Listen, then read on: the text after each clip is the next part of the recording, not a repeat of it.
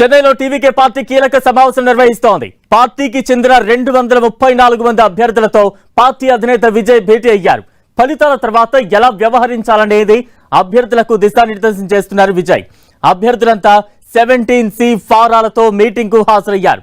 TVK పార్టీకి exit polls అనుకూలంగా ఉండటంతో విజయ్ పార్టీ ఆఫీసులో ఈ మీటింగ్ ఏర్పాటు చేశారు. కొన్ని సర్వే సంస్థలైతే విజయ్ కింగ్ మేకర్ అవుతారంటూ అంచనా వేస్తున్నాయి.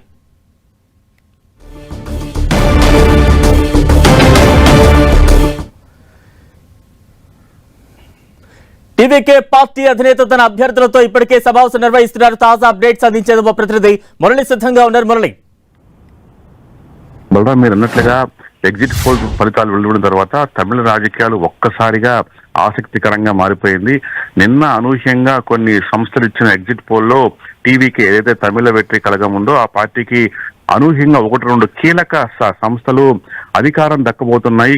విజయ్ కింగ్ మేకర్ అవ్వబోతున్నాడు. ఏకంగా 95 నుంచి 110 దాకా సీట్లు విజయ పార్టీకి రాబోతుందంటూ 1-2 కీలకమైన సంస్థలు తమ ఎగ్జిట్ పోల్ అంచనా విడుదల చేసిన నేపథ్యంలో ఒక్కసారిగా ఆ పార్టీ వ్యవహారం రాష్ట్రం అంతా కూడా చర్చనీయాంశంగా మారింది. నిజానికి కొన్ని కీలక సంస్థలు టీవీకి కేవలం 20 లోపే వస్తాయని చెప్పినట్టుకి ఎన్డీటీవీ, యాక్సిస్ మై ఇండియా లాంటి కీలకమైన సంస్థ మాత్రం చాలా వరకు 95 దాదాపు 100 సీట్లు తగ్గకుండా విజయ్కి రాబోతున్నాయంటూ కీలకమైన అంచనాలు వేసిన నేపథ్యంలో మొత్తంగా రాజకీయాలు మారిపోయి ఇవాళ ఈ ఫలితాల నేపథ్యంలో ఒక్కసారిగా విజయ్ అలర్ట్ అయ్యారు. ఇవాళ అనూహ్యంగా చెన్నై నగరంలోని తన ప్రధాన కార్యాలయంలో మొత్తం 234 మంది అభ్యర్థులు ఎవరైతే టీవీకే తరఫున బరిలో నిలిచి ఎన్నికల్లో పోటీ చేశారో అందరు అభ్యర్థులతో అత్యవసర సమావేశానికి పిలుపునిచ్చారు. దీంతో ఉదయం నుంచి హుటాహుటిన అనేక ప్రాంతాల నుంచి అభ్యర్థులు చెన్నై నగరంలోని పార్టీ కార్యాలయం చేరుకున్నారు. ప్రస్తుతం పార్టీ కార్యాలయంలో మొత్తం అభ్యర్థులతో అంతా కూడా విజయ్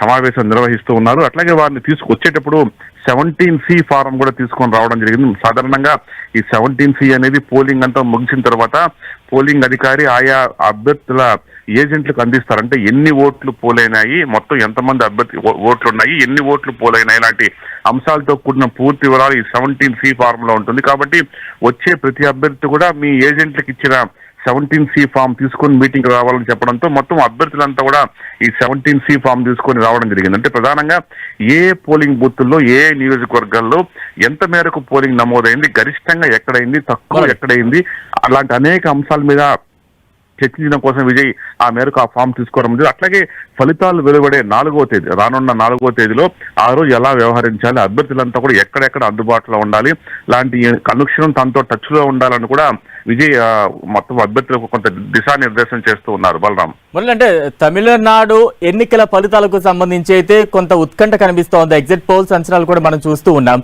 నెక్స్ట్ ఈ భేటీ ఇంకా ఎంతసేపు కొనసాగే అవకాశం ఉంది? దీని తర్వాత రిజల్ట్ వచ్చేంత వరకు కూడా ఏమైనా క్యాంపు రాజకీయాలు లాంటివి ఏమైనా స్టార్ట్ చేసే ఛాన్సెస్ ఏమైనా ఉంటాయా? 100% ఉంటాయి. ఎందుకంటే ఈ ఎగ్జిట్ పోల్ తర్వాత మొత్తం రాజకీయాలంతా కూడా ఒక్కసారిగా మారిపోయిందని చెప్పక తప్పదు.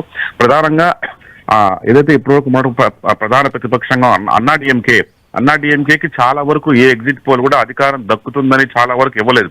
ఈ నేపథ్యంలో అన్నాడీఎంకేకి ఒకవేళ టీవీకి అన్నాడీఎంకే కలిసి ప్రభుత్వాన్ని ఏర్పాటు చేసే అవకాశాలు కూడా లేకపోలేదని తమిళనాడు జోరుగా చర్చలు మొదలయ్యాయి. ప్రధానంగా అన్నాడీఎంకే ఇప్పటికే విజయ పార్టీతో సంప్రదింపులు జరిపేందుకు కొన్ని ప్రయత్నాలు కొనసాగిస్తున్నాయని తెలుస్తుంది. ప్రధానంగా మనకు తెలుసు అన్నాడీఎంకే కూటమిలో కీలకమైన భారతీయ జనతా పార్టీ ఉంది.